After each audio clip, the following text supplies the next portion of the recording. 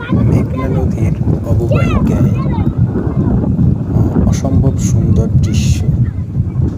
এরকম মনোরম দৃশ্য এর আগে আমি কখনোই দেখিনি। নদী, সমুদ্র, এর কাছে আমরা যখনই যাই তখন নিজেকে অনেক ছোট মনে হয়।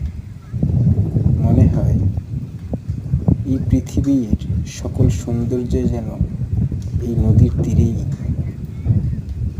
রয়েছে। অসম্ভব সুন্দর